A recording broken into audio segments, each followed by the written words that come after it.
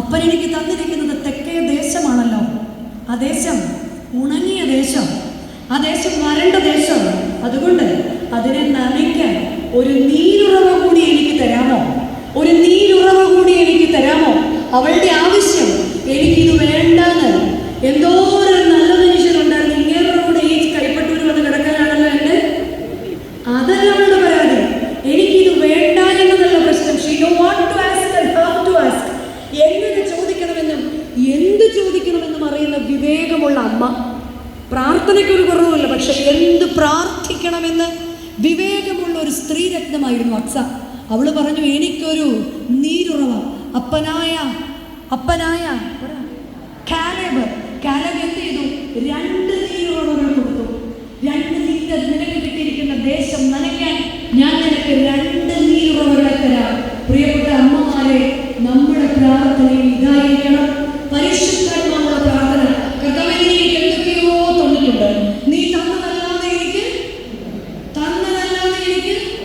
ഒന്നുമില്ല.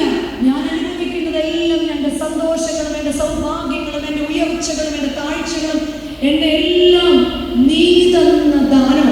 നീ തരുന്ന എല്ലാത്തിനും നിനക്ക് ഉദ്ദേശമുണ്ട്. എങ്കിലും അപ്പ, നീ തന്നതിനെ നനയ്ക്കാൻ തക്കവണ്ണം പരിശുദ്ധാത്മാവിനെ നീ തന്ന മക്കള് ശരിയാണ്, പൂർണ്ണ ആരോഗ്യമുള്ളവരാണ്. പക്ഷെ അപ്പ അവർക്ക് കുറവുകളുണ്ട്. അവരെ നനയ്ക്കാൻ, ഫലമുള്ളതാക്കാൻ, നനവുള്ള ചെടികളുടെയും മരങ്ങളുടെയും ചുവട്ടിൽ മാത്രമേ ഫലമുള്ളൂ.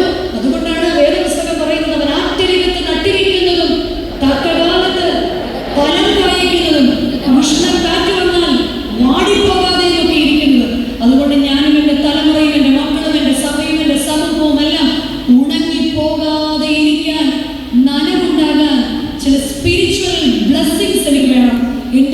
എനിക്ക് നീരുറവ വേണം. എനിക്ക് തന്നിരിക്കുന്ന ജീവിത പങ്കാളിയെ ഇനി എക്സ്ചേഞ്ച് ചെയ്യാൻ പറ്റില്ല. മറിച്ച് നനവുകൾ വേണം. ചിലയിടത്ത് ചില നനവുകൾ വേണം. മക്കളെ, ചില നനവുകൾ വേണം. കുടുംബ ബന്ധങ്ങളിൽ ചില നനവുകൾ വേണം. അത് മെറ്റീരിയലിസ്റ്റിക് ആയ ഭൗതികമായ നന്മയും. ഇതേ കാര്യം എവിടെയും വേണമെന്നറിയാമോ? ആത്മീയ വരൾച്ചയിലും വേണം. നമ്മൾ പലരിലും ആത്മീയ വരൾച്ച ഏറെയുണ്ട്. കൃത്യസമയത്ത് നമ്മൾ